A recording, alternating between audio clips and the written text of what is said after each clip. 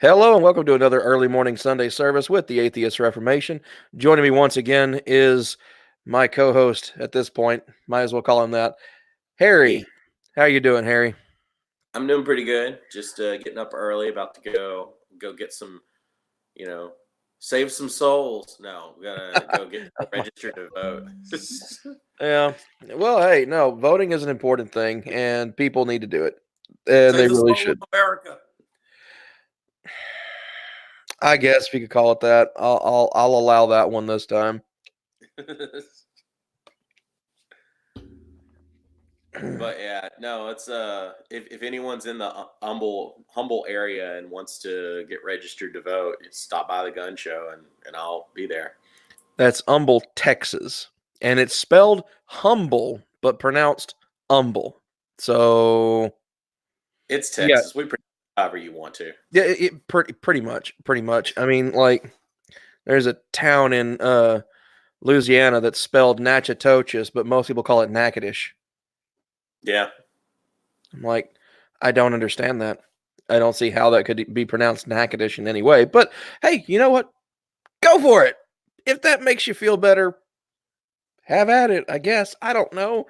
I've heard a Um, story, if it's true or not, but the story I heard is that there was a Native American elder who I think he might have been a chief of a tribe, and he had two sons, and he told them to walk the same distance away from a starting point. mhm. And whenever they got to that point where that was the distance they were supposed to walk, that's where they created Natchitoches, Louisiana, and Nacogdoches, Texas. Hmm. I I wonder what truth, if any, there is to that. That'd be kind of interesting to find out. don't know.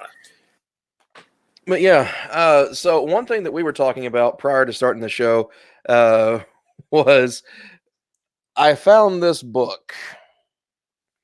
It was in a bargain bin at a grocery store, and I paid 50 cents for it. And it's Ray Comfort's Scientific Facts in the Bible. Spoiler alert, it's about 100 pages, and there's not any science, and nothing that he says in here is a scientific fact that's actually in the text of the Bible. I mean, it's pretty bad. Do we know where he's from? Like what college he went to or anything like that? On the back, does it say anything about the author? Yes, actually, it does. So, well, it just says is he's from Australia, New Zealand, something like that. I think it's New Zealand. So he's from. It doesn't say where he went to school at. It says his ministry has been commended by Franklin Graham, David Jeremiah, Josh McDowell, David Wilkerson, and many other Christian leaders. I'm not sure how much of a endorsement David Wilkerson would be given these days, but he's the author of more than 40 books, including Spurgeon Gold, Overcoming Panic Attacks, and The Evidence Bible. I actually want one of those. Like, I really, really want one of those because I want to see exactly what all is in there that he's claiming as evidence. And apparently, that was a 2002 Gold Medallion Award finalist. So he also co-hosts the Way of the Master television program with Kirk Cameron. Is that like a martial arts show or like No, no, no, no. It's a it's a religious program. is it a religious martial arts program? Because like There's I no would martial arts involved at all. like Kurt Cameron teach you how to throw a mean sidekick. No, Okay, no. lame. uh, which apparently was the winner of the 2005 NRB's Program of the Year award and People's Choice Award, '04 and '05, and they live in South California at this point. They have three, and he and his wife Sue have three kids apparently. So Uh, he's Danny. NRB, I don't know what that is. I'm assuming that might be New Reformed Baptist, but I don't think so because it's an award for a television show. So I'm pretty sure it's got something to do with broadcasting. Yeah, new reformed broadcasters. Maybe I don't know. Could be. Could be. But yeah, no, Ray Comfort's kind of goofy. I mean, I don't think he's a bad guy. He seems to be overall a nice person and a genuine individual. He's just got really bad ideas. Well, let's hear some of them. No, let's hear. You know what? I'm just gonna like. Okay, I'll just open to a random page. What? Said he's from Australia. He lives in Southern California. We'll call him Southern Comfort. Yeah, I'm not sure he'd go for that because I'm pretty sure he's a teetotaler. I am too, but it's a good joke. I'll grant you that. It is a good joke. It is a good joke. Okay, so trying to find one that I haven't like highlighted the living crap out of just yet. Okay. Let's see. Oh, here we go. The Bible and entropy. Okay. He says that 3 different places in the Bible, and he lists 3 specific verses: Isaiah 51:6, Psalm 102:25 and 26, and Hebrews 1:11. Says it indicates that the earth is wearing out. We'll look that up here in a minute. What is these? This is what the second law of thermodynamics, or the law of increasing entropy, states. Let's do this on my Bible. Okay, go for it. I usually have one handy, but I do have one handy.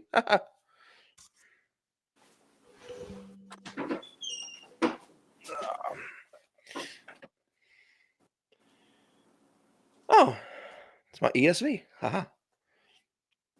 So I'm going to look up the Isaiah verse real quick while he's getting his Bible, I guess.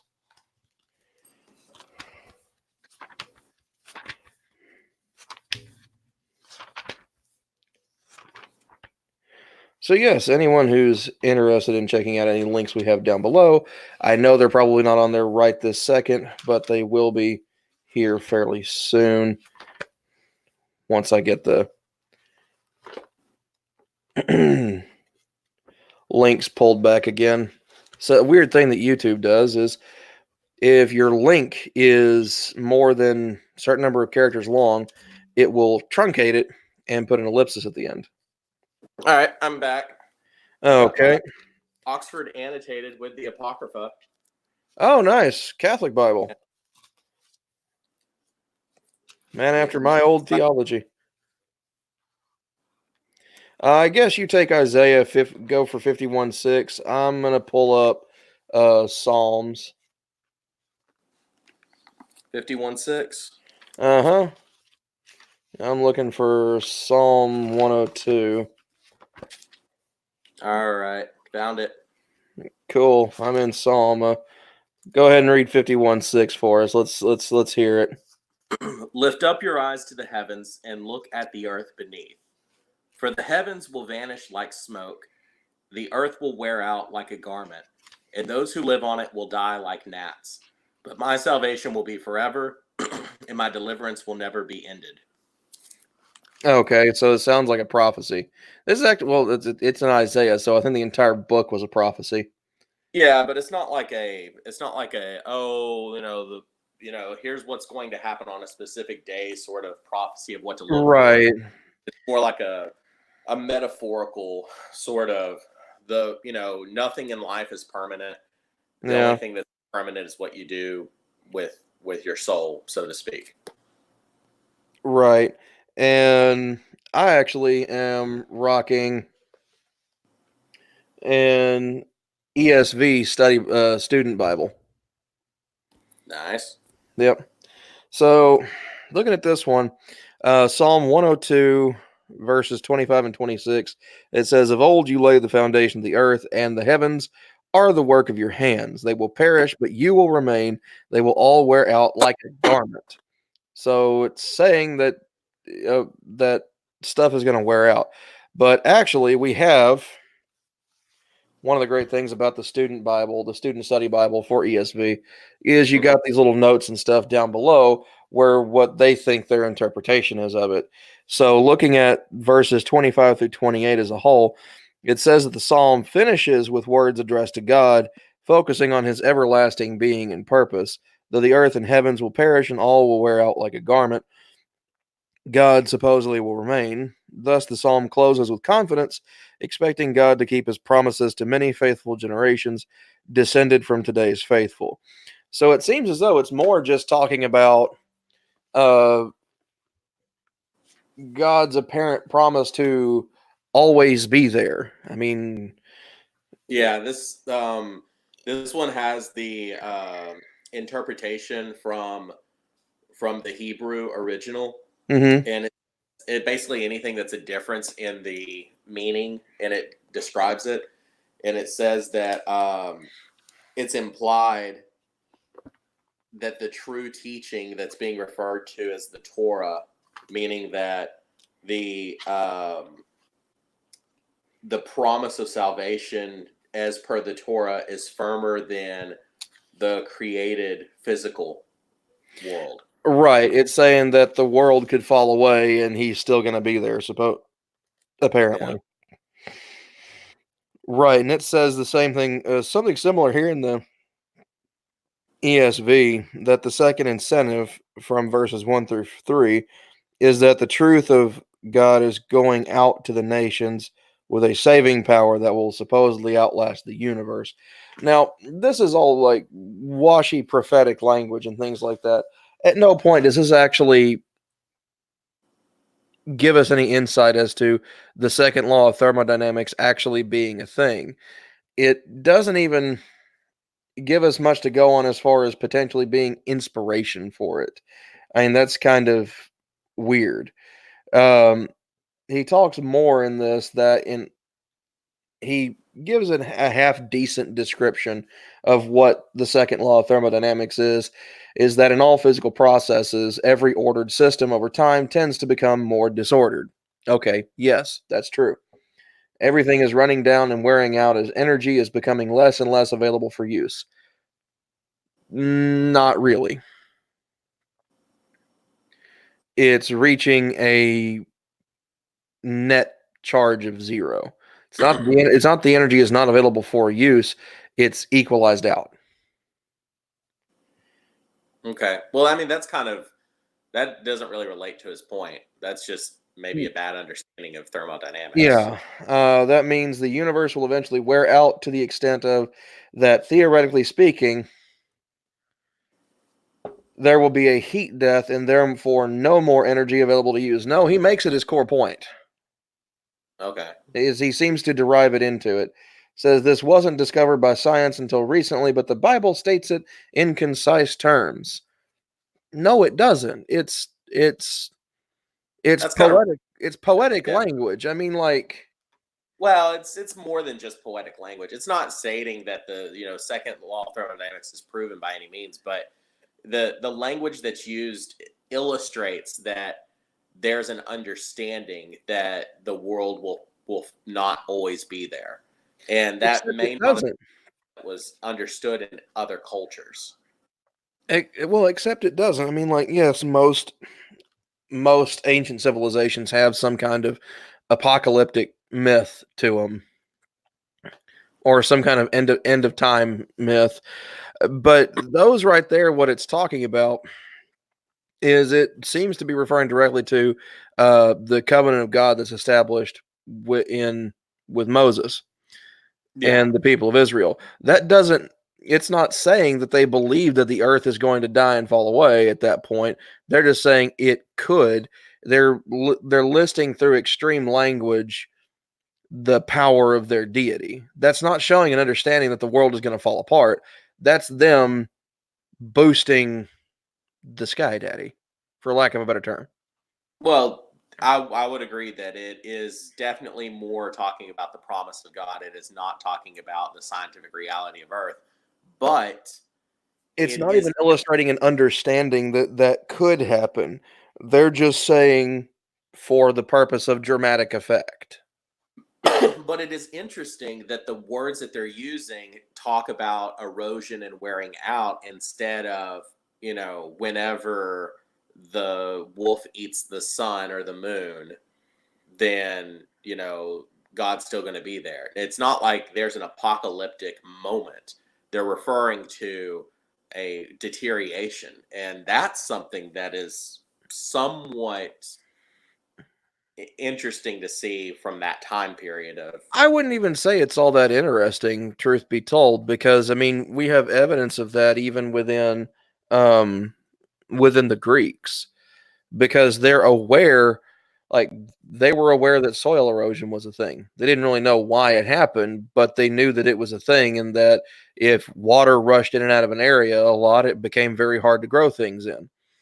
But they also, it wouldn't be that much of a stretch to think that everything can eventually fall apart, for the plain and simple fact that, well, I mean, we see our own bodies get old, decrepit, and die. But the Israelite version of that, or at least the Hebrew version of it, going all the way back to Genesis, is because we die because sin entered into the world, and that's why we die. Okay. I mean, I don't know. I guess because they think because sin entered the world that the world is going to fall apart because our bodies fall apart. I mean, it's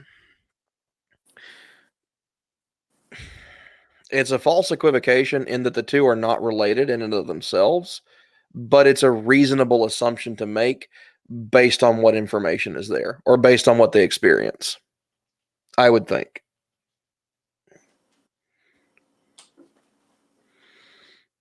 Where'd Harry run off to? I'm here. I'm just gonna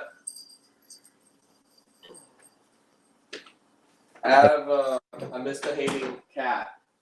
Oh, I was actually about to say that. Like, I think his cat may be acting up. Yeah, it's decided to go and attack a book or something. Oh, fun.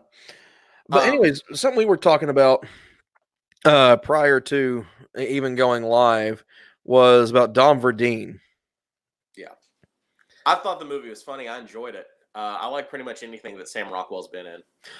I agree. I agree for the most part. I wasn't too big on his whole the game show one that he did. Really, I really like that one. That was funny. I mean, it wasn't bad. I'm not saying it was a bad movie. It just wasn't one that I really got into. It was a bit too slow building. It didn't really, it took a while to get places, even though it was supposed to be kind of a biopic Yeah, of sorts. It just took forever to get anywhere. But all said and told, it wasn't a terrible movie. It just wasn't one of my favorites. Uh, Personally, one of my favorite ones was not Europa. Um, Moon. yes, Moon. Yeah. Did you That see Moon? that that was perhaps my favorite movie that he's ever done, and it's just him and a person that's voicing the robot and or the AI construct. That was fantastic. Did you see Mute? No, I didn't see Mute. It's the sequel to Moon. Like, it's not story wise a sequel. It's like topic wise, it's a sequel. Oh, I'm gonna have to look that up. I wonder if it's Yeah, on Netflix or Hulu or anything like that. yeah, it's a Netflix, straight to Netflix. Okay, okay. Yeah, I'm plugging it apparently. I got a subscription. Hey, if it's a good movie, it's a good movie. Uh, let's see. But it's about religion, actually. What? It's about religion. Huh, that might be Yeah. interesting. But And that'll no, be next. so go ahead and tell you a little bit about Dom Verdine a little bit. Me tell you, or you tell me, or what? No, you tell the audience. Okay. Tell me about him. All right. So without ruining the story, it's about a evangelical fundamentalist archaeologist, and he at the beginning of the movie appears to take the archaeology part pretty seriously, and then through a different series of events that ultimately is around money, his values kind of go out the door, and he starts doing whatever he can to keep his quote unquote ministry afloat.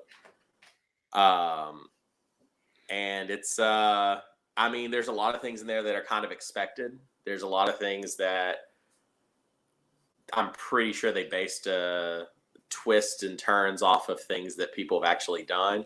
Mm-hmm.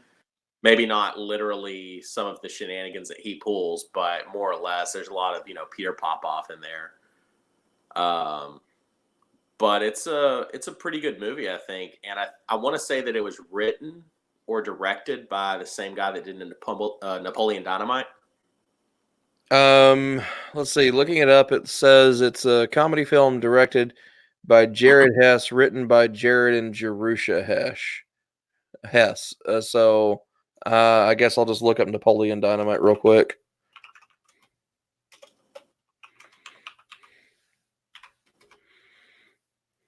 Let's see. Yeah, directed by Jared Hess, and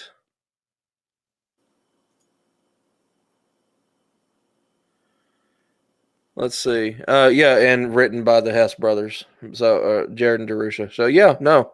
Yeah, the same people. So, if I remember correctly, the Hess brothers, or at least Jared, in interviews, he's discussed growing up Mormon. So, there's a lot of insight and humor that I believe that they were able to use in the script to kind of poke fun at some issues in the evangelical community without like being mean spirited or like putting it in a way where people would take it harshly. That would certainly explain Nacho Libre a little bit. Yeah.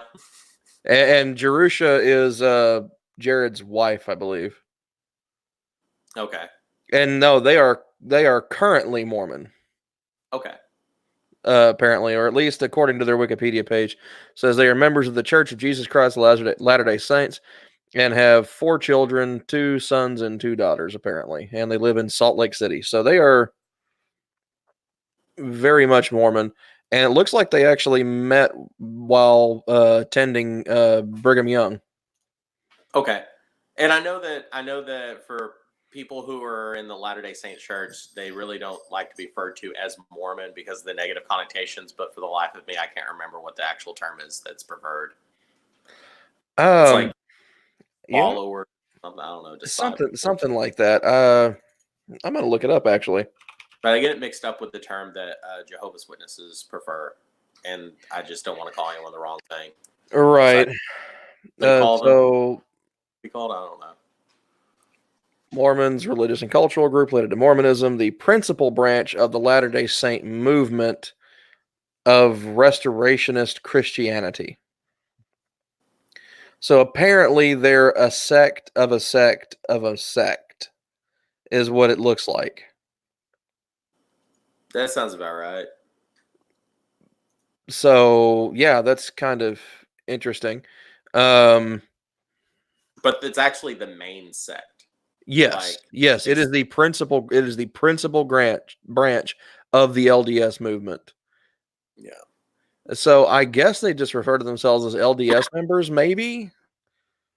I don't know. I know there's a word. There's a single word that they use, but I can't remember what it is. You got me on that one, man. What are you supposed to call Mormons? Right. It's today's civics lesson. Right. What are you supposed to call Mormons? Yeah.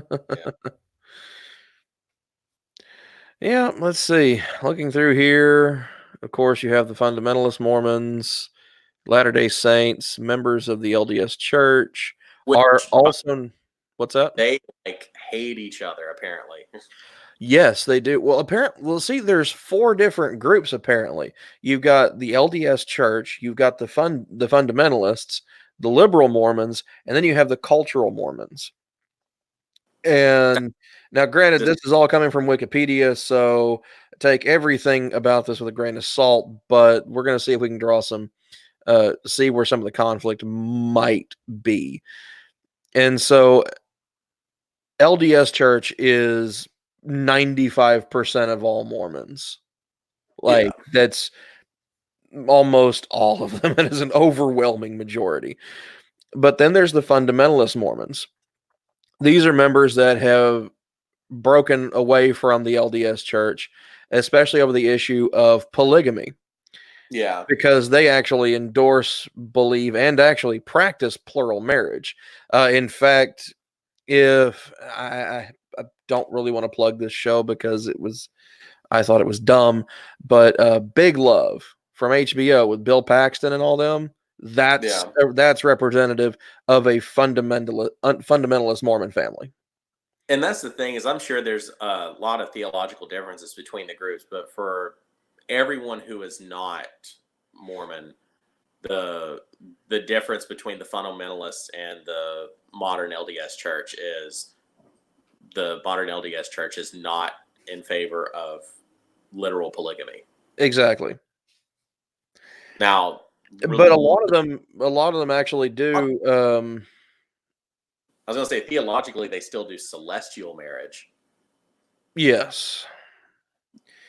And on top of that, there's even like two large branches in fundamentalist Mormonism.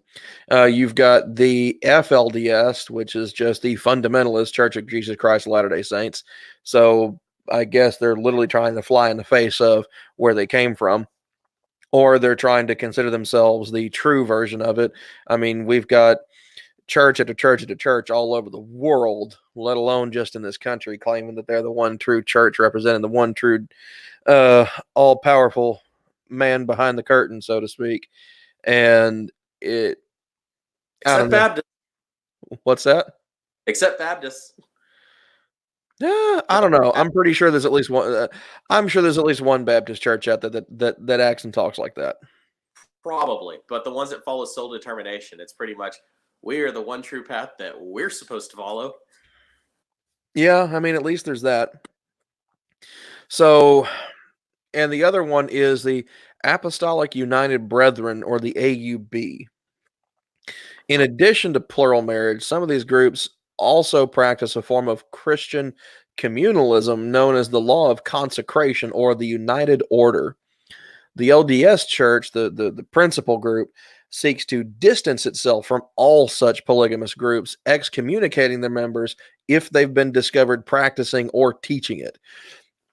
And today, a majority of Mormon fundamentalists have never been members of the LDS Church. So it's no longer an offshoot group. They declare themselves LDS through the name, and that's pretty much it now.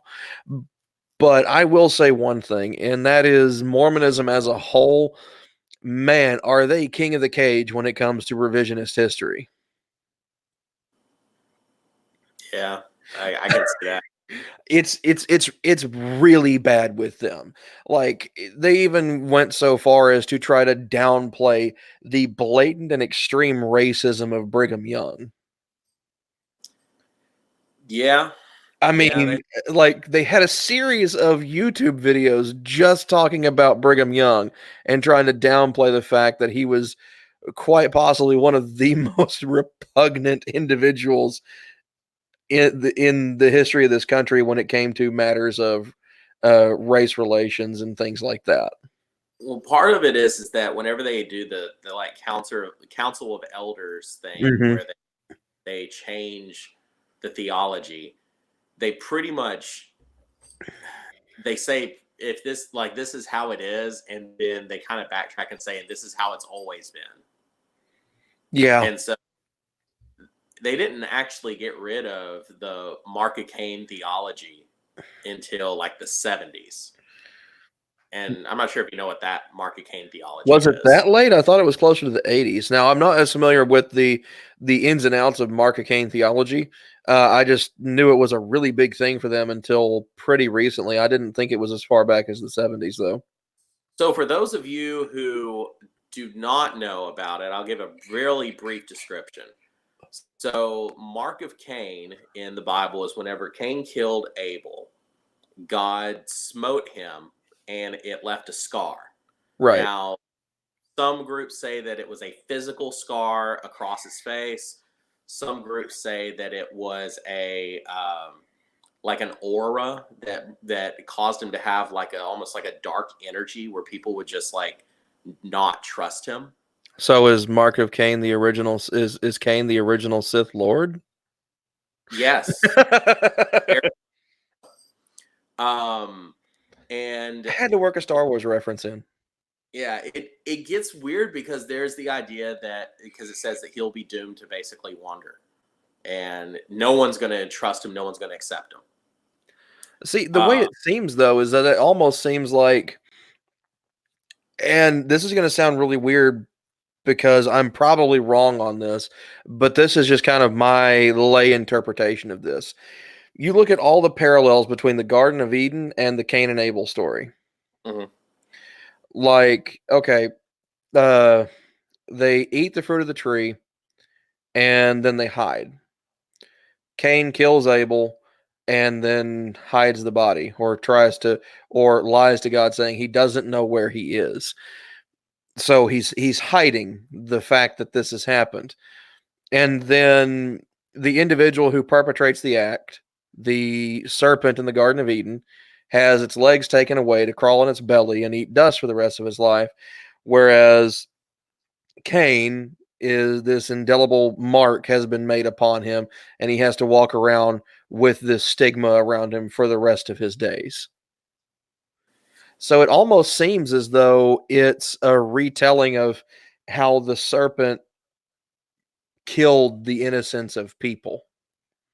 And there's a lot of repetition to drive home certain points. Yes. So But that's where I come from on that. Now I'm sure there's probably going to be somebody out there, some biblical scholar that's just going to like rail against me and is probably pulling his hair out if he or she ever watches or listens to this. But well, that's the parallels I see. out, which is it's not that it's a retelling, it's that there are repetitions and themes in order to discuss certain points. Because you could even pull up with the story of Moses, Yeah. where he murders someone and Supposedly, yeah. and then he runs away Mm-hmm. and then he comes back Mm-hmm. and then whenever they're wandering he asks the rock for water, gets irritated, strikes the rock, and then he can't go into the Holy Land. So he's going to continue to wander, but he's going to die before he gets where he's going. Right. So there's a lot of repetition and different things like And that. and see that's the kind of it's that repetition. It's these constant parallel sequences or these constant sequences that happen in parallel to each other to earlier stories, which is where most modern Christians these days look at the first 5 books of the Bible or so and see that as maybe not necessarily mythology, but see it as allegory. Although the difference between allegory and mythology, there's not really a ton of it. Mythology uses allegory. Uh, and so that's why I'm just not able to take certain fundamentalist Christians seriously who accept the first books of the Bible as being literal history. I think that the incidents and facts that are described in them happened. I think that the way that they're written and the details that are highlighted and pointed out are probably they were probably written down in a certain way to highlight certain themes. You can tell So the they were story. embellished. I'm not going to say they're embellished. I'm going to say that there were certain points that were focused on. You can tell the same, you can cover the same story from 3 different networks. You're Sure. not embellishing it, but based upon what quotes you highlight on or what event you focus on in your description and what you give more attention to, it changes the point of the narrative that you're telling. It does, but also if you're trying to drive a point home about something, you need to make sure that the thing you're telling the story about actually supports that point. Yeah. Because you just quote mine things and pull things out of context, okay, you can tell a really good story based off of that, and it can sound fantastic. It can sound like it supports everything you're talking about, but it doesn't.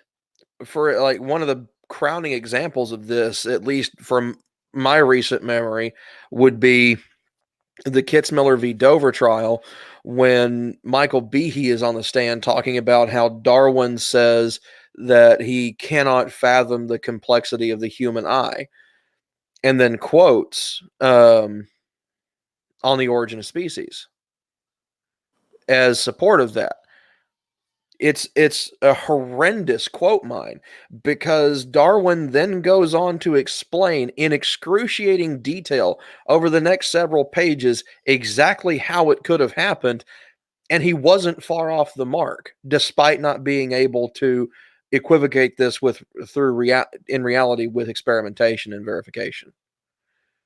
So it's like, it seems to me that there is a real possibility that these biblical stories are being told in such a manner that even if any part of them is true, if any part, I'm not granting that they're true, because there's enough evidence of literal people existing prior to Moses, that lend a mountain of evidence towards him being a composite character and not an actual person. Um, Evolutionary biology tells us there could not have been a global flood that killed all but 8 people. So what's the point you're arriving at?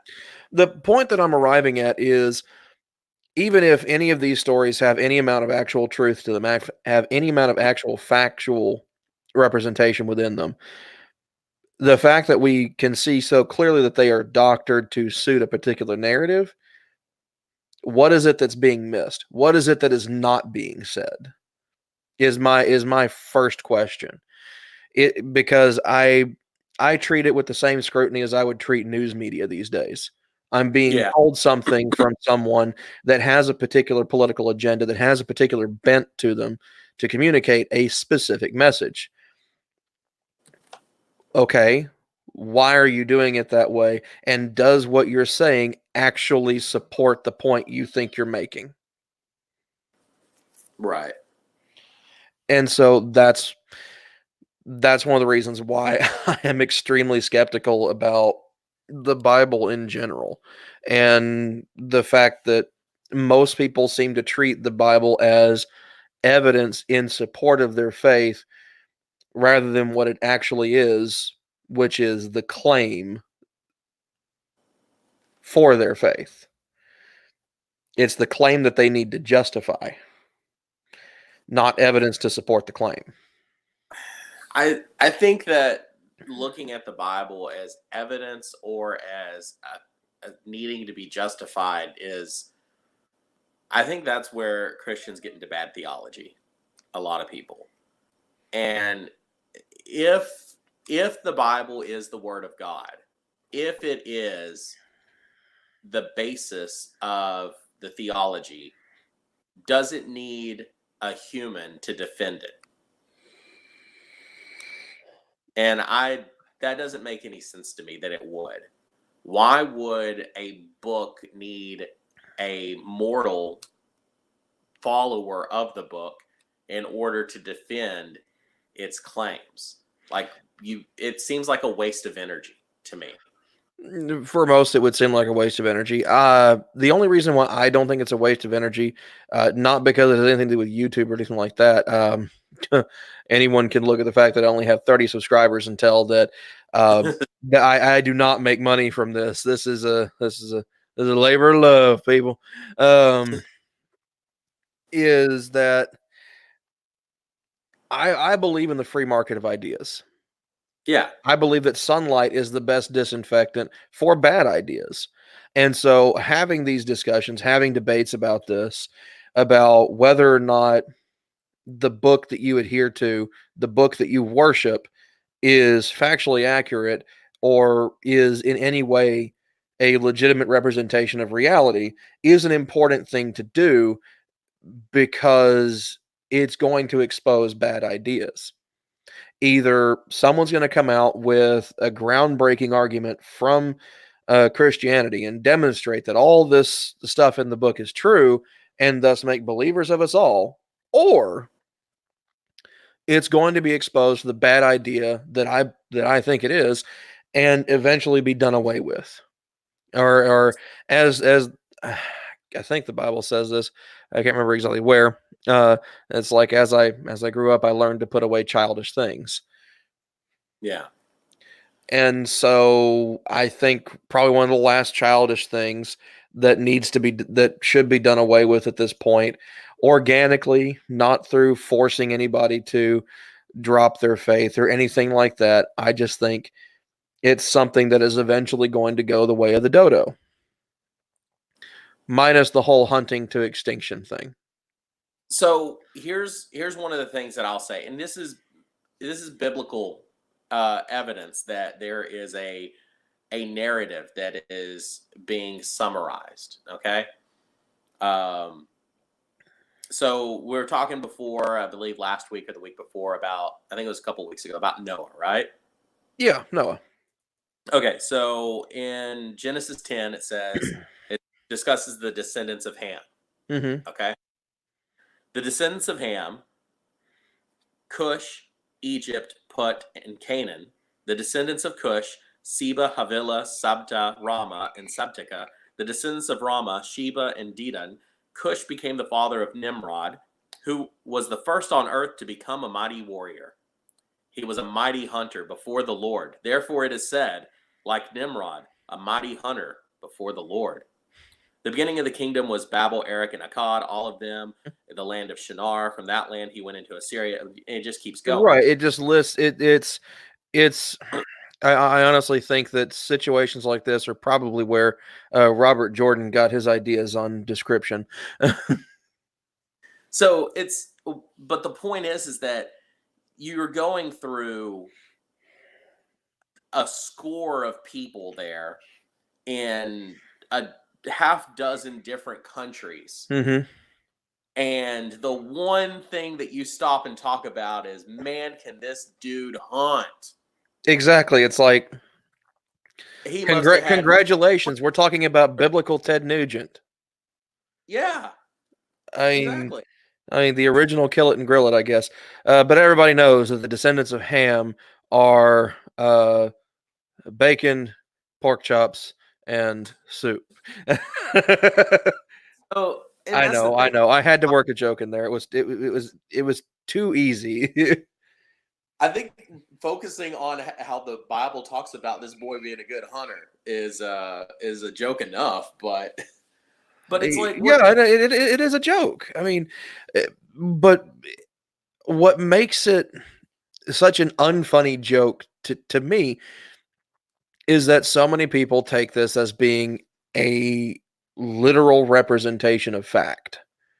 That this is exactly how it happened, this is who it happened to, and this is the way in which it happened.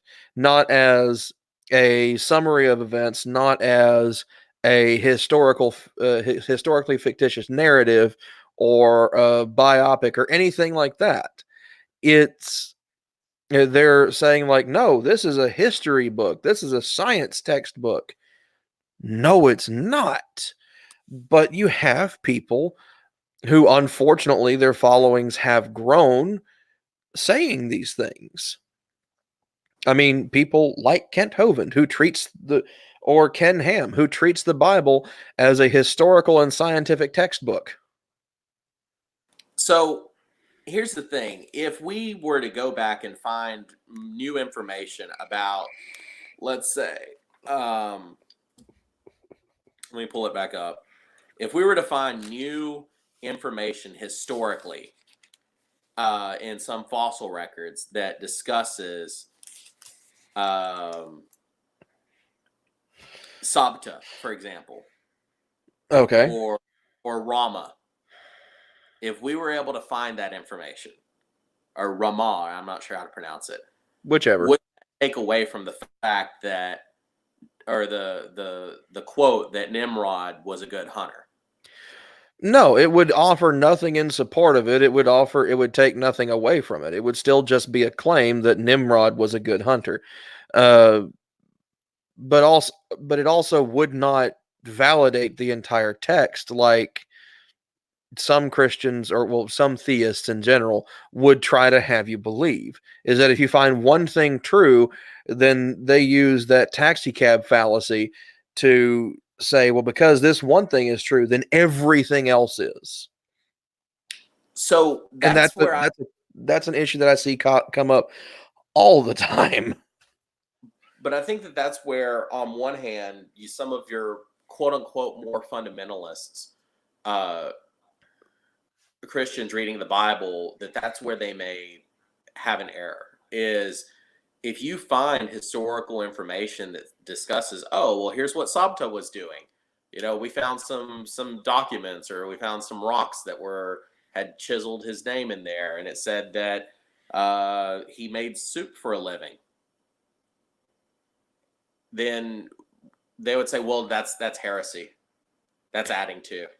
Exactly. They very well probably would, but then you also have those that, when you find anything contrary, or you say anything contrary, Yeah. it's automatically heretical.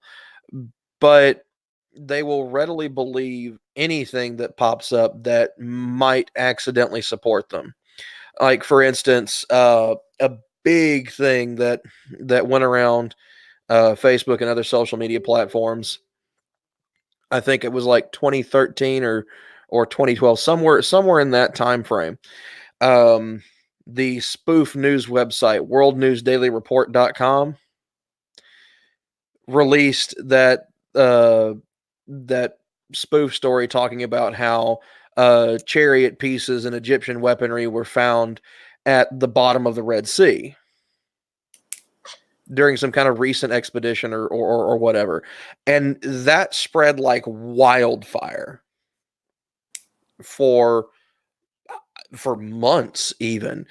People talking about, it's like, here's the evidence, and I'm like, it's like, that doesn't seem right. I mean, okay, I'll accept it at face value for right now, but I'm gonna look further into it. And they're like, what do you mean look further into it? It says it right there. Like, okay, you know, That's people said there were weapons of mass destruction in Iraq. And then we go in there and find that there's nothing there. Now, I'm not saying there were never WMDs in Iraq or anything like that. There very well could have been smuggled into any number of countries, because Iraq shares borders with like 3 or 4 other countries. But either way, people said there were weapons of mass destruction in Iraq. We go over there, they're not there. Okay, that's fine. You say that there's stuff at the bottom of the Red Sea, and you say they found it. Okay, let's look at it. Scroll down to the bottom of the page. This is a parody news website. Yeah. I mean, it's like, all you had to do was scroll to the bottom and see WNDR say point blank, this is nonsense. Everything we post is nonsense. And I honestly think that stuff like this is what feeds into what internet denizens describe as Poe's law. A position or a group becomes so extreme you can no longer tell which is a parody and which is actually the thing. So is it the group that is at fault here, or is it the fake news, so to speak? Because the group, any group, is going to have a certain number of people who are gullible in it. Yes, I agree. There's always going to be gullible people. I mean, there's a fool born every minute and 2 to take him. I mean, but yes, I would say it is the fault of the people who who spread the story without looking at it, because all it would take is 10 seconds. Like, it especially on a parody website, it takes 10 seconds to verify it. So here's an example coming But from I would not say it is worldnewsdailyreport.com's fault that crap got spread. If anything, it was brilliant marketing, because now everybody laughs about it and everybody knows who they are, and people still go and look at it to see what crazy crap they post. And it sparked other spoof news websites like The Onion and now Babylon Bee. I thought the Onion predated. They might, or they might have come about around the same time.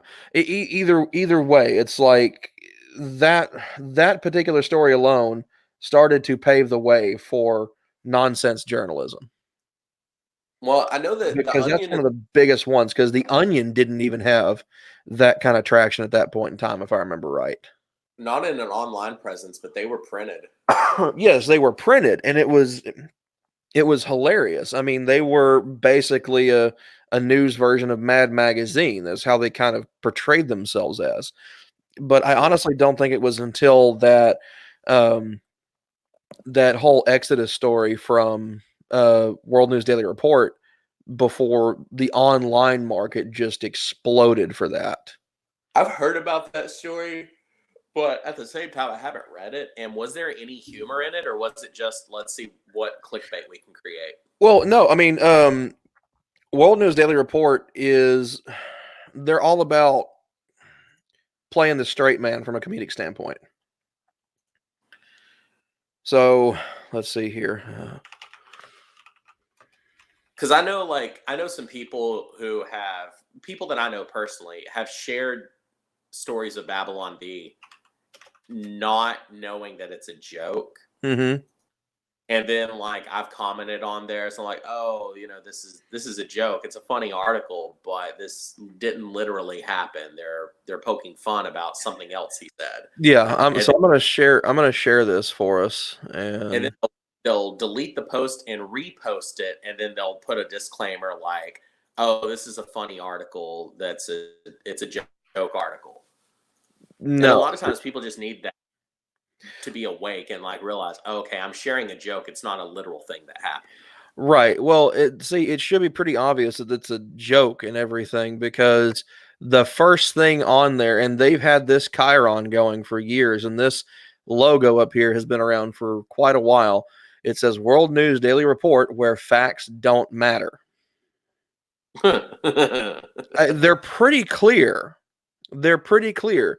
And then, yes, they kind of play the straight man with this and report it in a fairly straightforward way. But then you have these other ridiculous stories over here, such as Colorado 61-year-old Catholic nun falls pregnant after unknowingly eating 12 pounds of bull testicles. I mean, it's obvious that all of these are nonsense headlines that are designed to communicate that this is a complete joke or hot news. They're trying to be so obvious that it's painful. And then if you scroll down to the bottom of the page, this has been here for a very long since they started. Yeah, copyright 2013. Assumes all responsibility for the satirical nature of its articles and for the fictional nature of their content. All characters appearing in this article and this website, even those based on real people, are entirely fictional, and any resemblance between them and any person, living, dead, or undead, is purely a miracle. I mean, so they try so hard to communicate, no, this is all nonsense. This is designed to be a comedy website, but we're going to write the story as if we're playing the straight man. And they do a fantastic job. It's a well-written article. That's the bad thing. It reads just like a news story would. And it's designed to. But are there any jokes in the actual article, or is it No, just? but that's the point. But that's kind of the point of it. I'm not going to say that they can't do it, but at the same time, it's that's not comedy. You It gotta have. it's parody. It's parodizing. I mean, that's what they're doing. It's a parodic work. But Um, what parody of? It's just saying we've proven. Is there a particular news story that came out around that time where they were trying to prove the Bible true, and they're kind of oh, we're going to do a parody. I think yeah, I think there was something about that.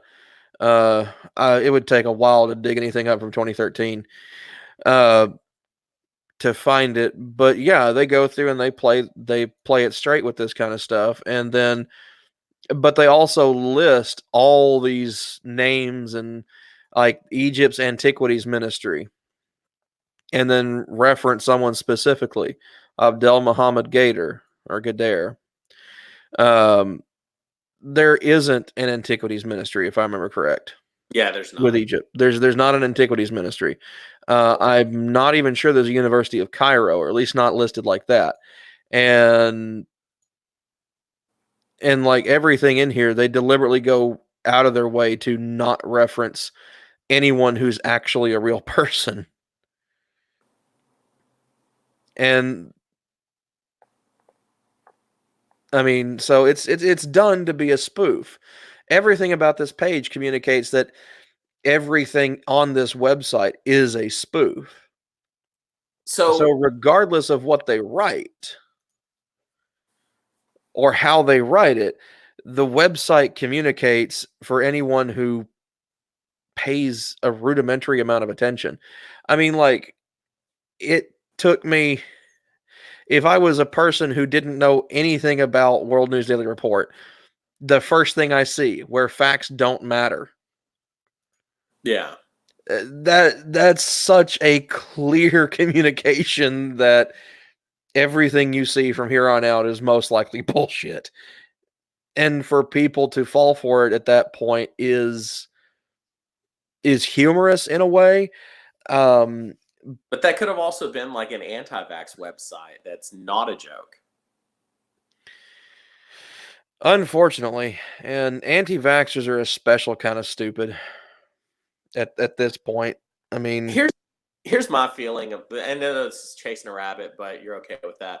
Here's my thing is like, I understand the philosophical, like you have a right over your body not to do whatever, but you can't go out in public if you're not going to get vaccinated. Like no. you can't, you go and live in Montana in a cabin if you don't want to get vaccinated. That's your right. I will Exactly. support. If you want to exclude yourself from the whole of society and live as a hermit, then you don't have to worry about public health. But the No. minute that you be a part of the public and go to Disney World and infect a dozen kids with measles because you didn't want to get a vaccine, Yeah, or the then fact that or the fact that it's like, okay, you're an anti-vax parent, you don't want to vaccinate your child, then you don't get to send your kid to public school. yeah, homeschool them. I mean, sure, the kid's gonna I doubt the kid's gonna get a great education. Uh, You'd be surprised. I'm talking about either way. I'm talking about either way these days.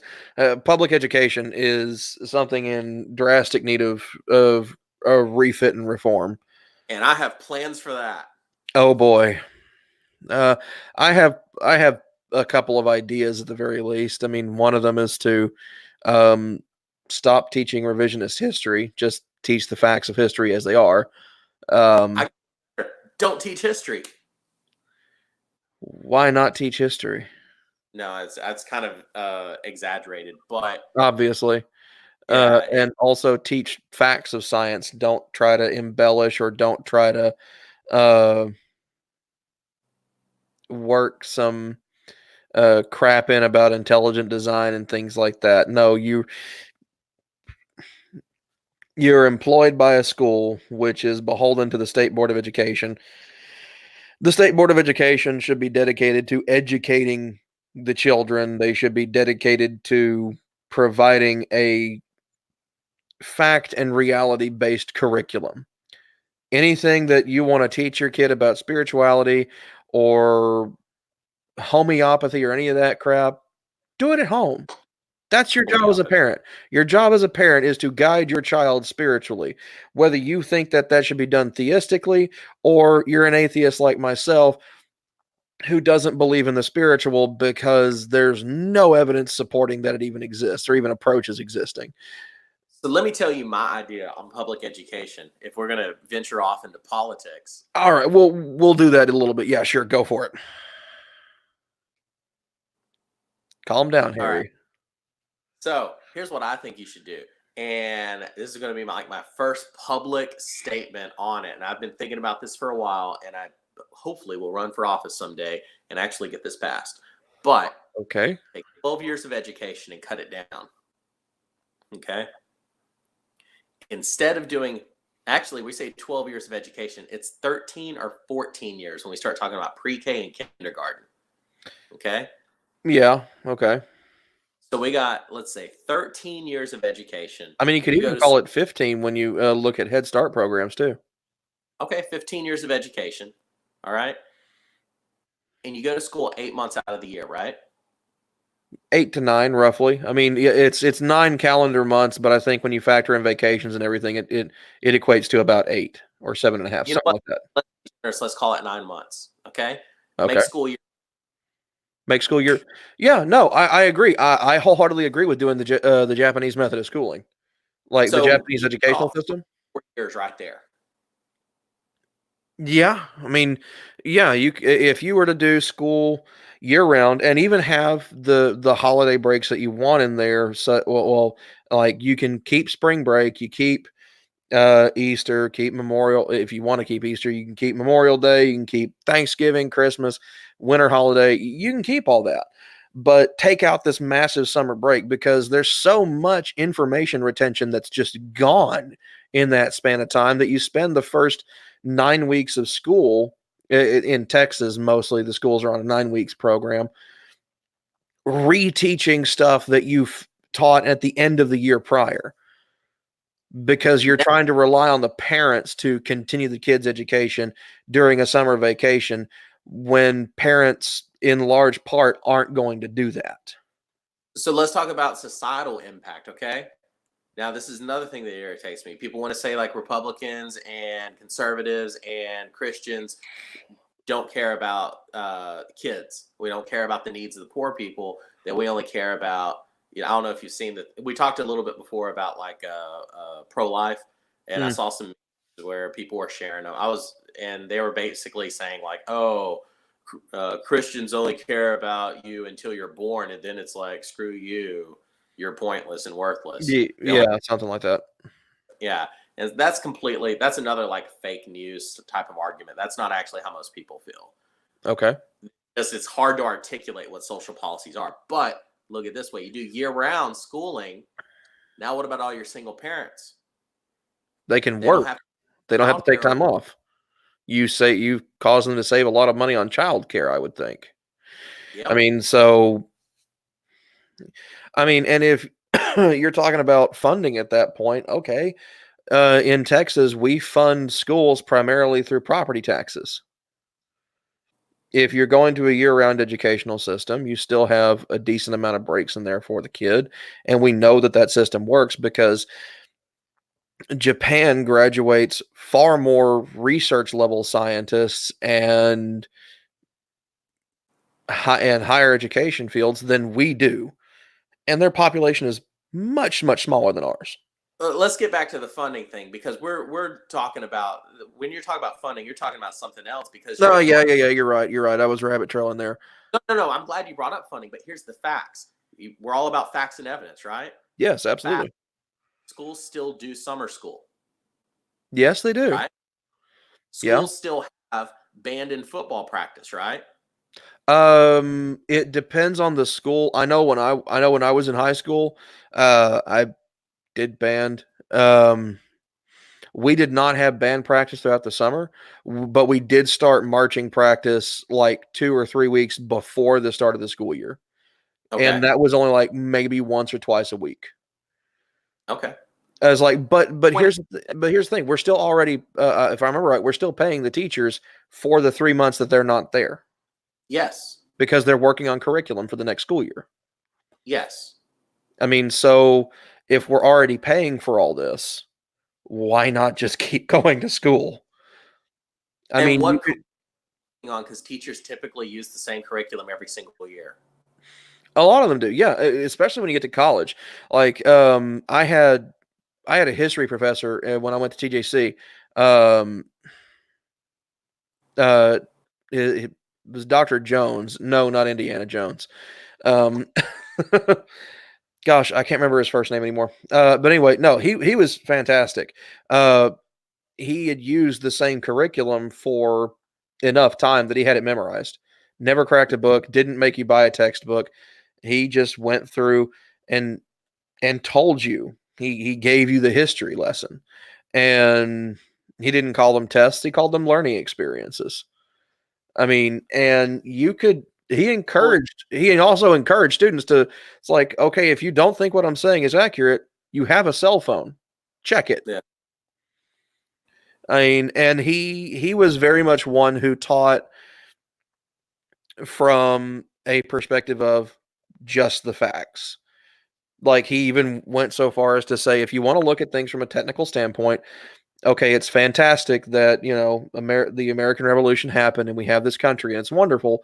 But if you go back to the facts of the day, they were a domestic terror group. The Sons of Liberty, right? Yes. Yeah. All right. So But anyway, here's what we got: schools, the infrastructure is being paid for, electricity, air conditioning, other resources being paid for. Okay. You've got teachers that are getting paid year round. Yeah. But they're only working 8 to 9 months out of the year. True, but also that's another thing, is that we do pay our teachers way too little. Like, Texas has some of the Come on. Texas does have some of the worst paid teachers out of the entire country. We pay them so little that what's stopping them from getting a part-time job over the summer?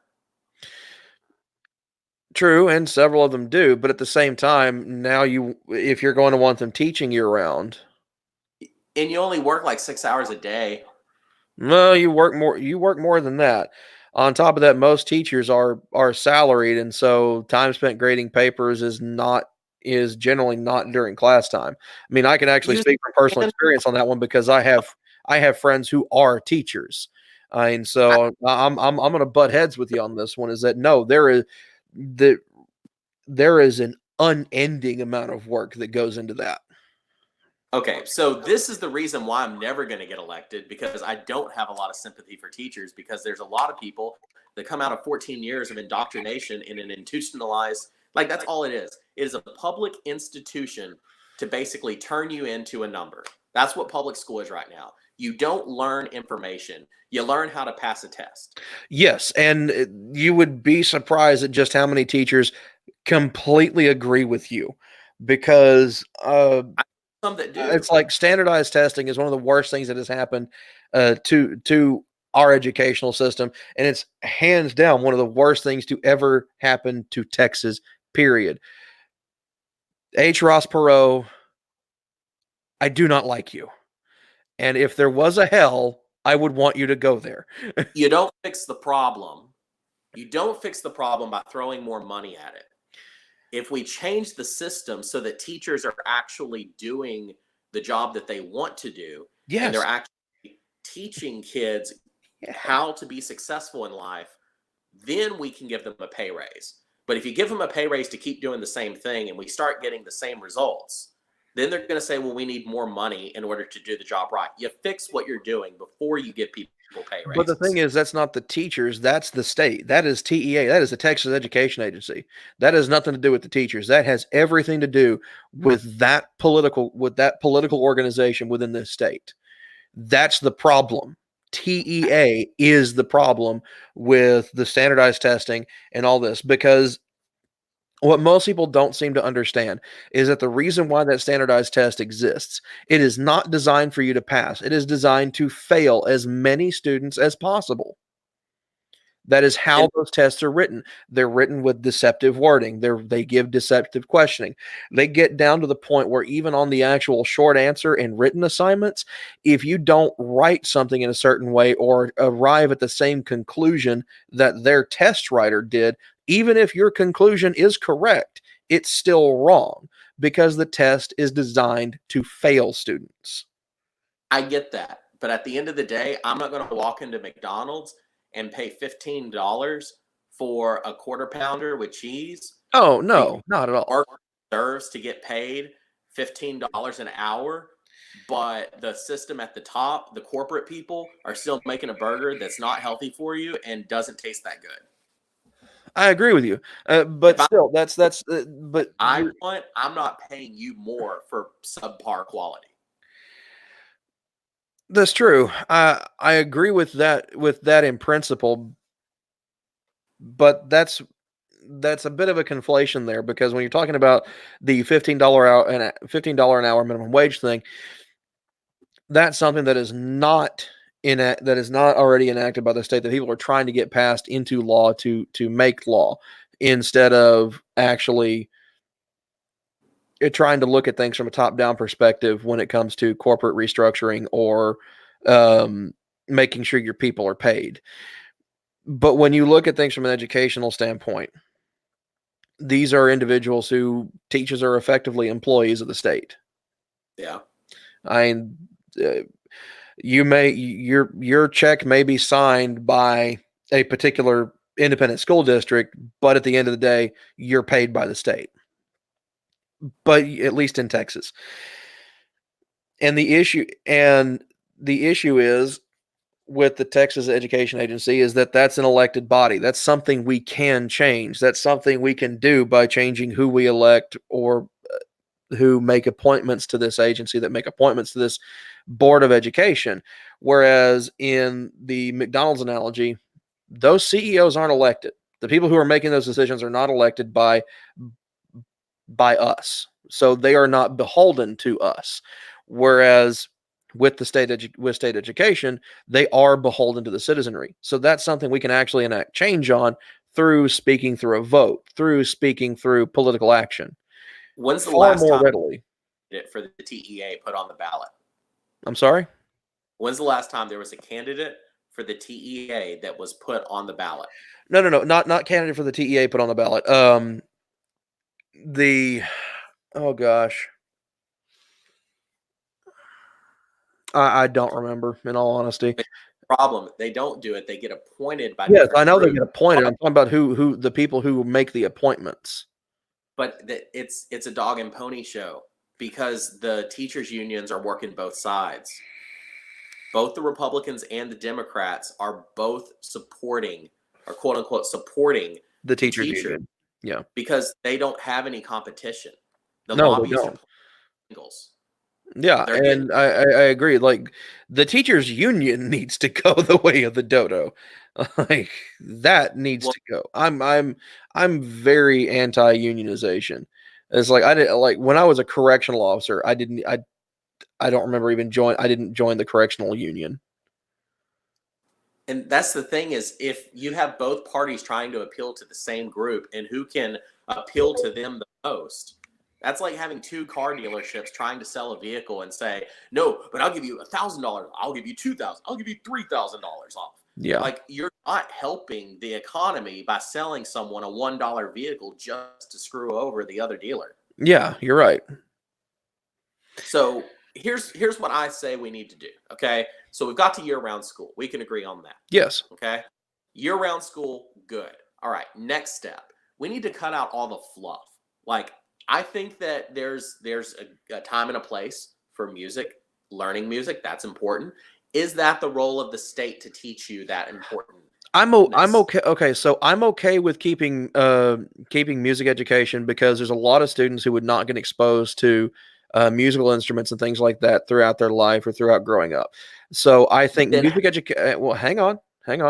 I think music education at the K through 12 arena is something that we need to have, uh, because I mean, I can tell from this is going to be a personal anecdote, but I can tell from personal experience that there are kids who actually start doing better in mathematics because of music, because they learn to read sheet music, and they learn how to effectively, even though subdivision is not in mathematics, they learn how to subdivide categories within a sheet of music, and they actually get better at math because of it. And that's a good thing. It's an alternative teaching method, it's a support structure. However, what I think should be done away with is when you get to the secondary level, collegiate education. I'm a college student, and I will say this wholeheartedly. I should not be forced, as a student who is paying a school money to attend their school, whether it's through grant money or out of my own pocket. I should not be forced to take a class such as music appreciation, intro to theater, or art appreciation when it has absolutely nothing to do with my major because the teacher of that chose a non-marketable degree. So here's the question. What is the degree path you're pursuing? I'm pursuing a law degree and criminal justice. That has So nothing to do with theater or the arts. that's your major. Yes, that's my major. What's the degree called? Is it an associate's So degree? so for right now, it's an associate of applied science. Yeah. Yes, Is you that see? I'm not pursuing an associate of the arts. right now? Huh? Is that like at Angelina College right now? Yeah, it's at Angelina College.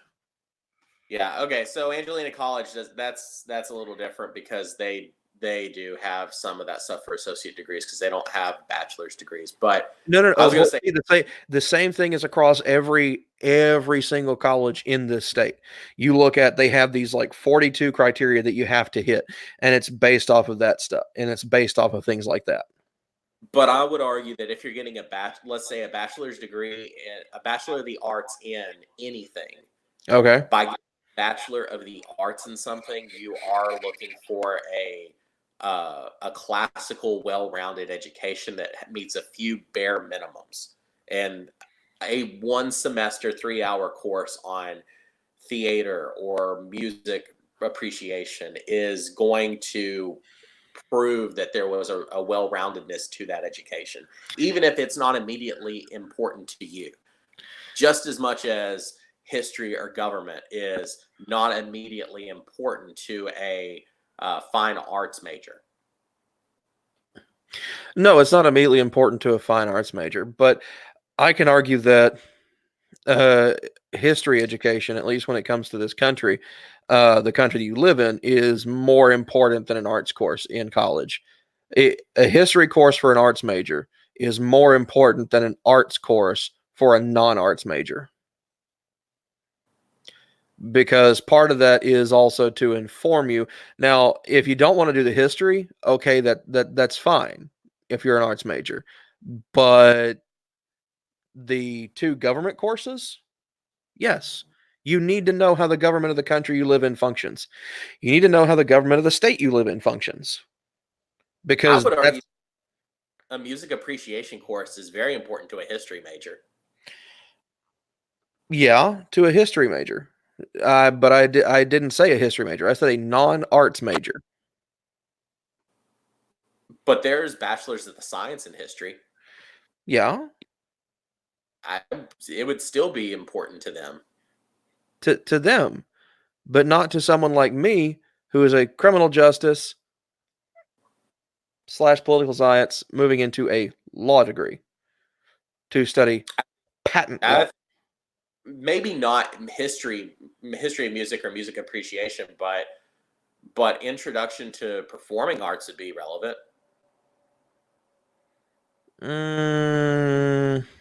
Because a lot of it has to do with presentation and That's what a speech course is for, and they've already made me take that. Speech courses are usually on a more like a smaller level. Theater appreciation a lot of times focuses on like emotional response to large audiences and like giving speeches to large rooms of people. The speech course, interpersonal, the interpersonal communication. At least as far as how I understood the curriculum, it pretty much worked on a large scale level. It was scalar. Yeah, I mean, it was scalar in principle. I mean, it was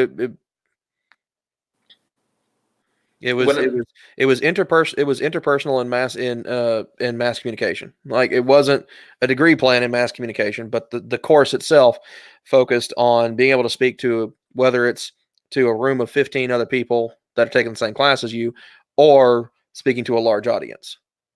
And nowadays, since most things are done online, like what we're doing right now, no, there's currently what looks like nobody watching right now, but this is to a massive audience or a massively available audience. When I So, took I mean, aviation, I with looking at it through the context of my speech class, that has been eminently more important to me than anything that I've learned in a theater course. I'll tell you some things I learned in theater course that was relevant to my degree and what I'm doing. Okay, go Uh, for it.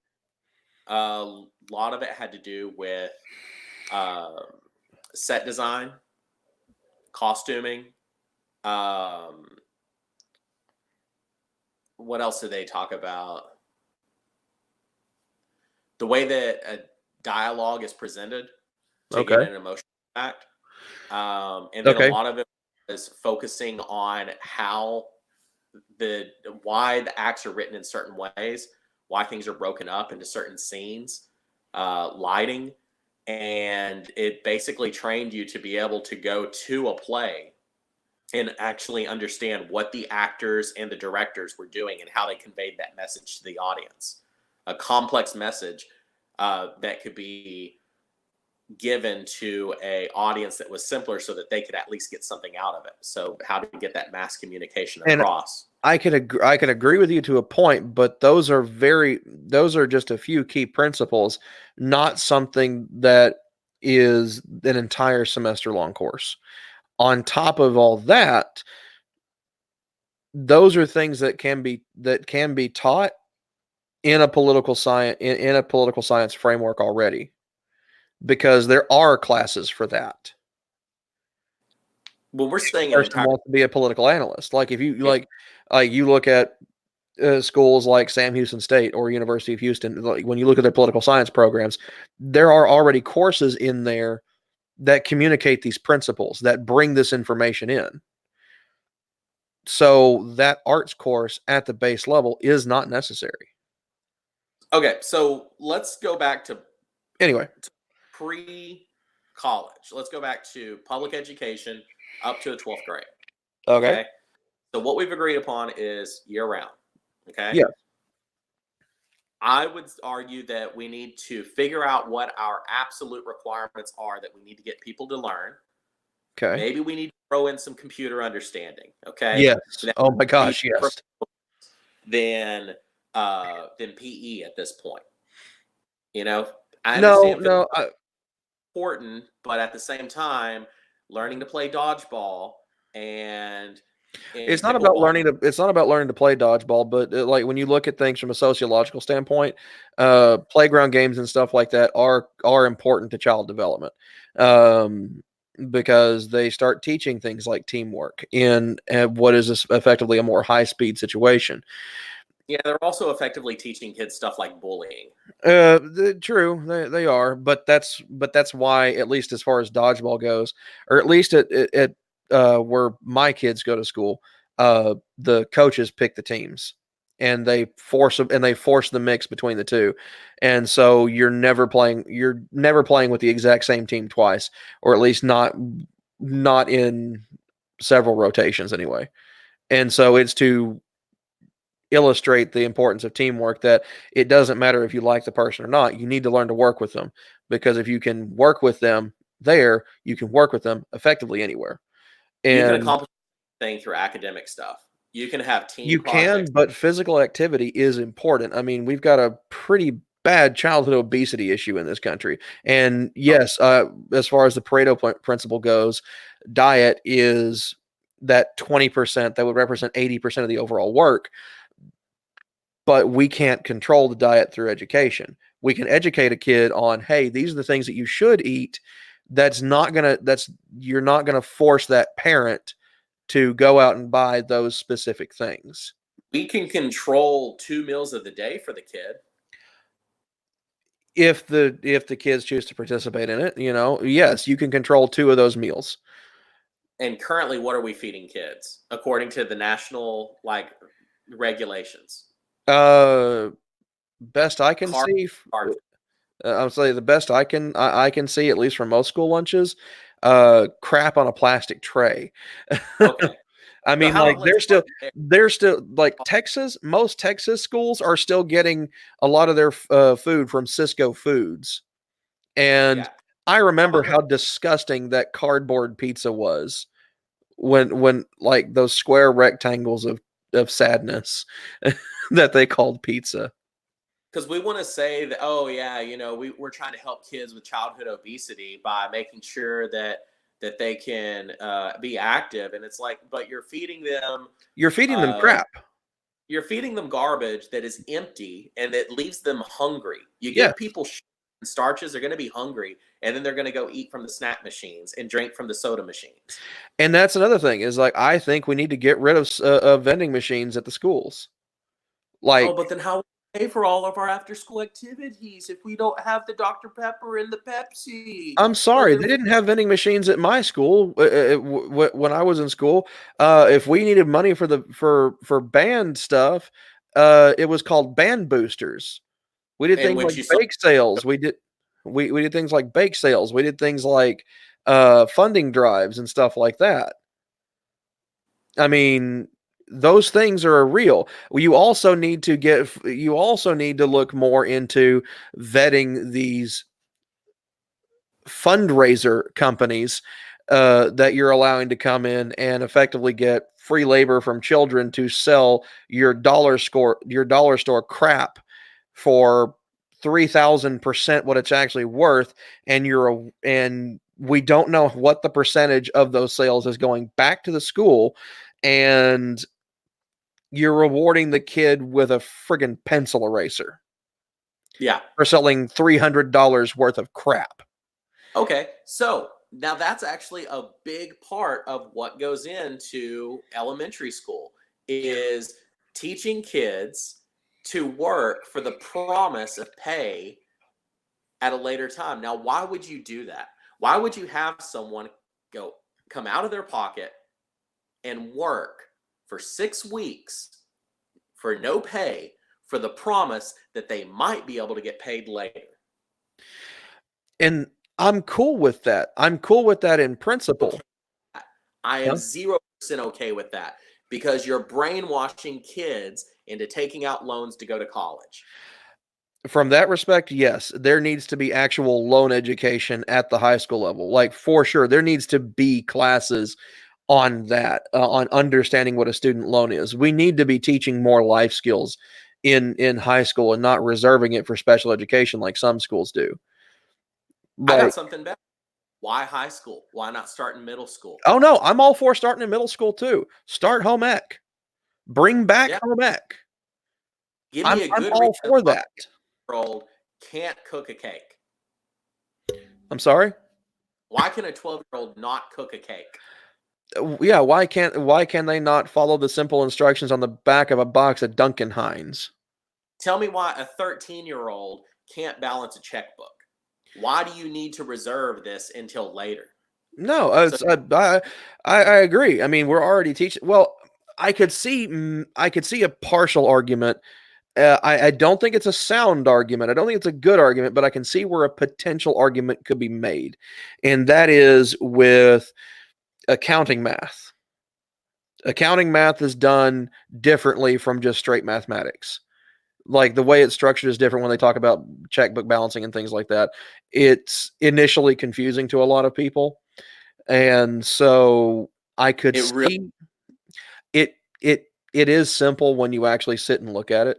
It you is. know difficult for people. It's because we're doing what is this thing called the something math where you know what I'm talking about? It's like the complete garbage math that they teach people. It's like if you're doing 10 times 20, then what you do is you do 10 times 10 and then 10 times 10 and you add them together. It's like what are you talking about? Or you're doing 14 times 20, you do 10 times Okay, 20. yeah, you're talking about common core mathematics and breaking things down. I'm okay with that to an extent because yes, I think students do need to learn the interconnectivity between addition and subtraction with multiplication and division. I mean, How is so it under different than writing it down on a piece of paper and doing 4 times 0, 0, 4 times 2 is 80. And then because at that point that's more about rote memorization. That's not about understanding the concept of relation between one thing and the other. That sounds like they didn't teach the process correctly. You should be able to write down a formula and understand. Yes, you Like, should. You should be able to do that. But how, like I was taught when I was in elementary and middle school, when it comes to multiplication, it was just this times this equals this. There was no other explanation given, just that this to this means this. And that's okay to an extent. Like, I can rattle off times tables and all that, and I can do a little bit of mental math fairly quickly through rote memorization. But there are plenty of people who can do that, but cannot explain the correlation between addition and multiplication. and you know what my parents did to me whenever I was a kid? Hmm. They gave me a bag of pennies, a bag of nickels, and a bag of dimes, and they said, count out 5 stacks, 5 pennies, and do 3 stacks of them, and tell me how many pennies you get. You get 15. You understand multiplication now. Yeah, You exactly. At that point, you do understand multiplication. 5. Right, but that's something that parents teach. We do, but parents don't teach that anymore. And so it's like I remember one of the first ways I learned how to count was counting out rounds of ammunition. Yeah. And then And I learned, you finish. and then through firearm safety, I learned the process of safely loading a magazine. And then through that, I learned basic multiplication. If I have X number of magazines and each magazine holds X number of rounds, I have X number of rounds available. I have Y number of rounds available. And you get used to experimental base numbers. Instead of working with a 10 base every time, you're working with an 8 base sometimes. Right. 12. And so I think things like that are kind of important. Like, okay, if you're so vehemently anti-gun that you won't ever do anything like that, okay, fine. Buy a Nerf gun. Teach them that way, because I can only think of maybe like 3 Nerf guns that have the same dart count when they're fully loaded, when they're loaded at capacity. If little Tommy had 3 magazines and 1 in the chamber, oh gosh, how many hogs can he defend his family from in West Texas? In West Texas, the problem's javelinas, not hogs. Hogs, like hardcore feral hogs, that's an East Texas problem. Well, Now they have them out in West Texas. I'm not going to deny that, but they're like friggin' New York rats.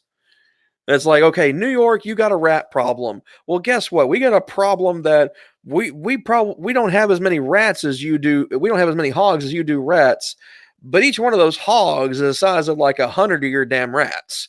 Yeah. And they're meaner. Oh my God. While we have some time left, here's what I'm proposing. Okay. Oh, let's summarize.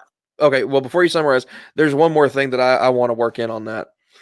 Okay. And that is the State Board of Education needs to move away from appointment and to being elected. And I would say, and I would even go so far as to put a restriction on running for office as a member of the State Board of Education. You have to have been an educator. You have to have been a teacher at some point, and you must possess a teaching degree of some kind. Because unless you understand teaching, I don't I see that as a necessary qualification at this point. I don't like that. I don't like putting extra unconstitutional stipulations on someone running for a public office. Except how is that unconstitutional by saying that they need to be qualified in the field? Oh, no, I'm not saying that it's unconstitutional to have someone qualified. I'm saying that it's not a requirement that is defined by the Constitution. It's because the State Board of Education is not in the Board of Education is not a constitutional concept. That's more of a modern governmental construct. At least how we implement it in the state of Texas. It might be in the Texas Constitution. Because I don't think everything is in the Texas Constitution. Say what? Everything in Texas is basically in the Texas Constitution. Oh yeah, I know. They had to go through a whole ratification process on moving an office that was based in Gregg County. So I'm pretty sure it's in the Texas Constitution. Maybe We could I'll have to later. look it up because it's a model constitution. Basically, it's a legislative constitution where every single thing has to pass by ratification, essentially. Yeah. All But right. So anyway, your basically, summary. yeah. Summarize year-round education. Okay. Cut out the fluff. We got to figure out what the fluff is, what's unnecessary. Yes. Bring courses down to 1 semester in length. By adding in over the summer, you should be able to fit 3 semesters or 3 trimesters per year. Okay. Which means that if you're able to do year round and you're cutting courses down to a trimester, now for a full year of math, I'm not saying that you break it down into only 6 months or only 4 months. What I'm saying is you need to split up what you're discussing. You don't need to stretch out So yeah, like define what concepts or what overarching principle you're going to teach for this 4-month cycle. No. I'm tracking with you. I got you. And when you do that, you'll probably find that you're removing a lot of the extra filler that you're just doing to add in that year. So if you, instead of having, we're going to teach this, 5th grade and we're going to teach this 6th grade, they'll probably say, well, we can cover, a full year of 5th grade and probably about 2 of these semesters or these 2 of these trimesters. And then we can start on some 6th grade stuff. You'll probably go through quicker. And I think you can bring school down to about 8 years. Yeah, I could see where I could see where that's a possibility. Now, I wouldn't want to do away with things like Head Start programs because we've seen that in starting kids early with small doses of schooling and things like that does set them up to be better prepared. Like we've seen where a fairly large percentage of kids in Head Start programs do better in school overall, and then generally do have done better as But adults. let's be honest what Head Start really is, though. Like, I'm okay with it. I don't have a problem with it. But we got to be honest about what Head Start is. Head Start is not trying to educate 4-year-olds. Head Start is, I really hope that I don't piss anyone off with this. We've been talking about education in Texas. We've pissed people off. Just dismiss that sentiment right now. You've already done it, I'm sure. It's babysitting kids and it's teaching them some basic social skills when they come from families that may not have taught them those social skills. Yes. The parents may not have had time to talk with them, and they got to work. Yeah. Yelling at them whenever they're crying. And we're trying to socialize kids before they are lost causes. Yeah. And I think that we need to open up Head Start a little bit more to where essentially anyone can participate.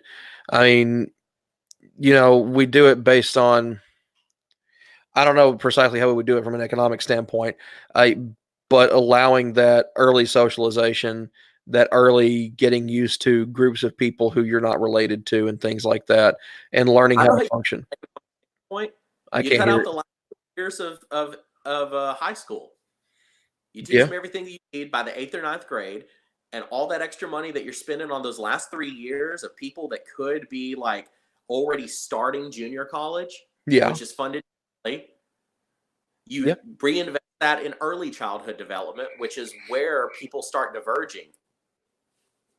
Like, we got to be honest with ourselves. The kids, by the time they hit kindergarten, if they haven't already been socialized, they haven't already been going to church, which is something that I'm not trying to say we need to force all the kids to go to church. I'm saying that parents who do take their kids to church participate in Sunday school. They participate in socialization. Yeah. They socialize, and so they perform better typically as well. Well, if you don't have that going for you, you're going to have to rely upon something provided by the state. So you're not helping out 10th, 11th, and 12th graders by spending bukus of money on sports. Yeah. That's not helping anyone. No, that crap needs to start going by the wayside. Like, it needs to stop being, because all that money that they raise for sporting events and things like that, all that money eventually just ends up rooting back into the sports program. At most of these schools, we need to stop treating the 14 and 15-year-olds like cash cows to further into NCAA. NCAA is a whole other monster that I have a big problem with. Well, now they're probably they might start actually paying them because They California is really need to because, okay, I yes, don't know you've how much given them a scholarship for education, but you demand that they be in practice so many hours per week that they don't have time to study. yeah. And then you're paying a coach $500,000 a year, and your students get nothing. That's ridiculous. The NCAA is has become a vile monster in college athletics. So once you do that and you cut out the last few years where the most money is wasted on extracurricular activities, that honestly, if you're that interested in stuff, you should be able to either pay for it yourself or you should be able to have it done in a cheaper way. You don't need to have a $4 million high school stadium for Yeah, you and your friends to learn teamwork in football. because teamwork you should have already been learning throughout the rest of your school career to begin with. Now, one thing I will say is, like, as far as high school But and things like that go, but you don't need that $1 million stadium. no, you don't. You really don't. Now, one thing I will say about high school is maybe instead of cutting it out entirely, leaving it as kind of an option of things, and then and have it focus on doing the job of things like what trade schools do. That brings me to my next point. If you cut down all of the required needed stuff to like 8th grade, then you can start doing trade schools.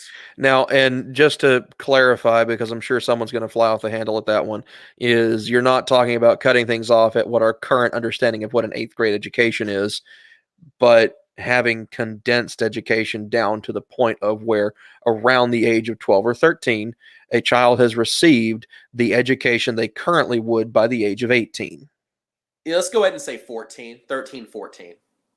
Okay, so by the age of 13 and 14, have received the education that they would in the current system.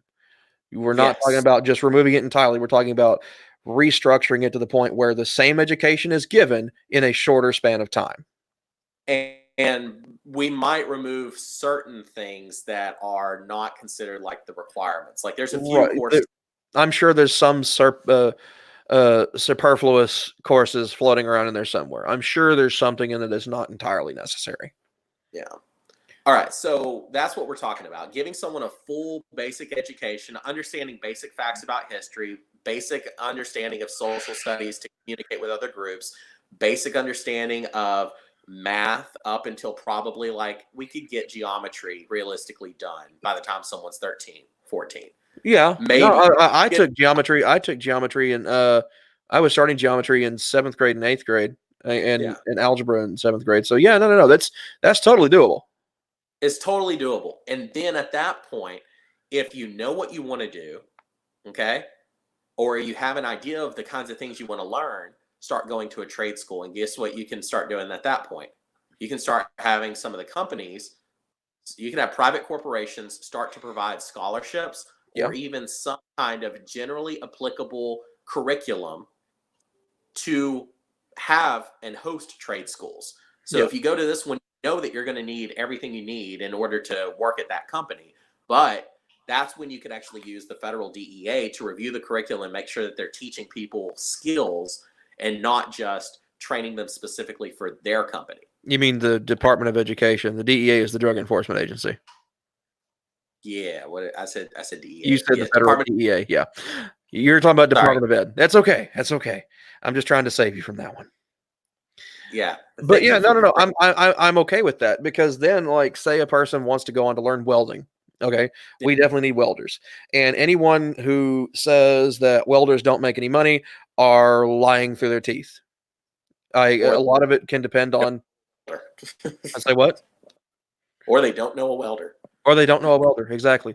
I mean, I'm sorry. It's like if I had the desire to be a welder, I would go whole hog and go for like pipeline welding because those guys make insane amounts of money, but they do insane amounts of work and they do dangerous work.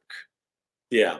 I mean, so if someone wants to do that, fantastic. If that's something that you find fulfilling in life, yeah, you should be able to learn that because then you're also going to get an increased mathematics education. You're going to learn advanced algebra. You're going to learn calculus principles and trigonometry and stuff like that.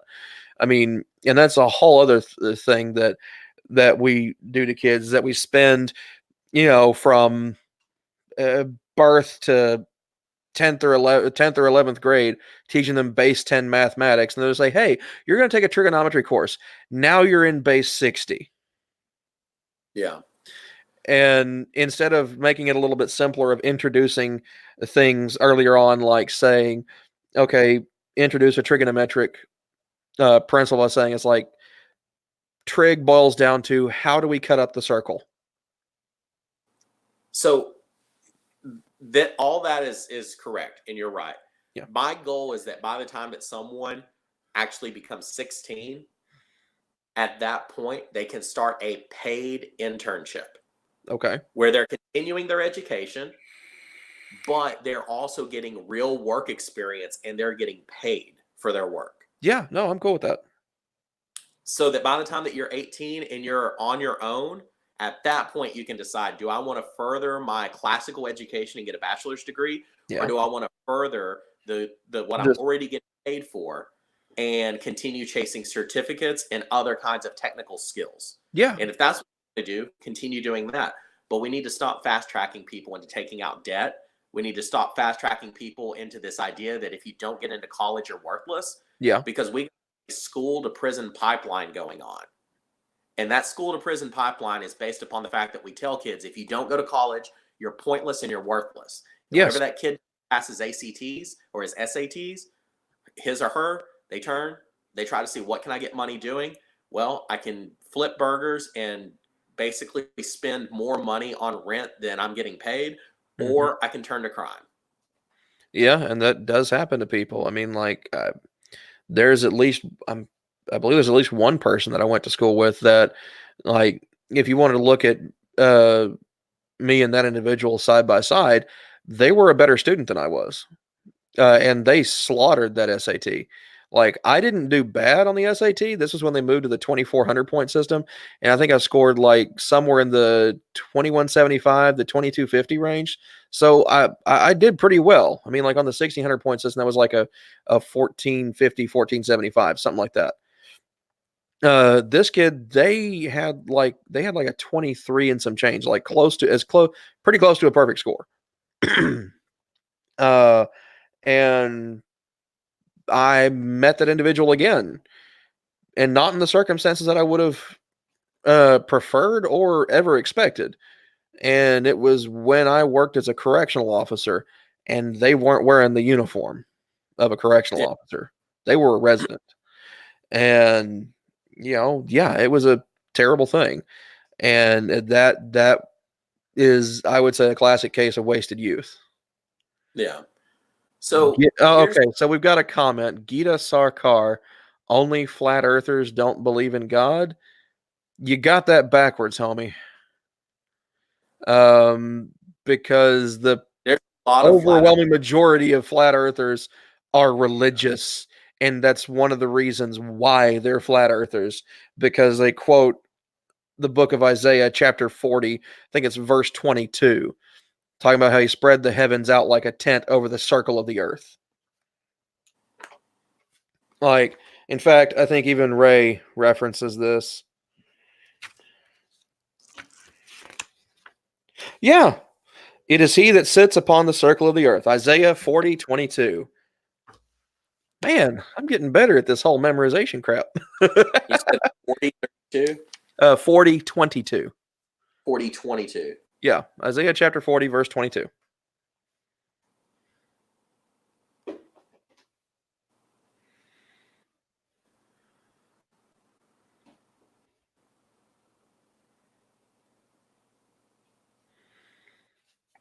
The direct quote that I have here, I'm thinking it's from the King James Bible. It is he that sits upon the circle of the earth. So, sorry, Gita Sarkar, that's the primary justification that most flat earthers use for their belief that the earth is flat.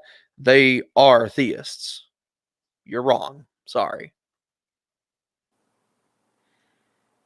Okay, so in the original, they used a rhetorical device of circle to summarize verses 12 through 20. Yes. Oh no, flat earthers got it wrong. I'm just saying that's the verse they use as their principal justification, because the majority of flat earthers are biblical literalists. At least when it comes to the book of Isaiah, and particularly that verse. Yeah, so Quite a few of them go whole hog and claim everything is literal history or literal fact that's in the Bible. But yeah, yeah. that's the hill they One choose is to die on most frequently. who has measured the waters in the hollow of his hand and marked off the heavens with a span and Hmm. closed the earth in a measure and weighed the mountains in scales and the hills in a balance, which doesn't say anything about flat. It just says that. No, it says he that sits upon the circle of the earth, and it derives from a Hebrew word. I can't remember how to pronounce it, but in English letters, it's CHUWG, and it talks about effectively like a domed surface. It doesn't mean sphere. It basically kind of describes Earth as being shaped kind of like a cookie. It's circular, but it's three-dimensional in that it has thickness and it is a domed surface. Granted, they also believe that there is a crystal firmament sitting on top of the planet and that the sun and moon are lights in the sky inside the dome. Yeah, I but mean, it's a rhetorical device that's used it to is. in reference to other parts. It's a Yes. summary. Right. Yeah. It's a summarization of the prophecy that Isaiah gives like earlier in like chapters 38 and 39, I think.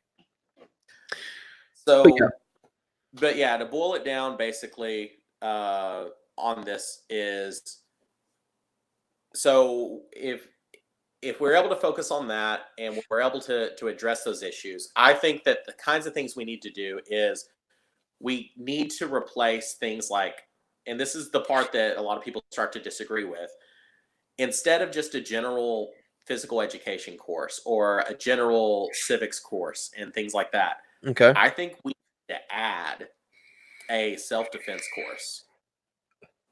We need to combine health courses and physical education courses and things like that into a well-rounded, holistic self-defense course that focuses on nutrition Hmm. information.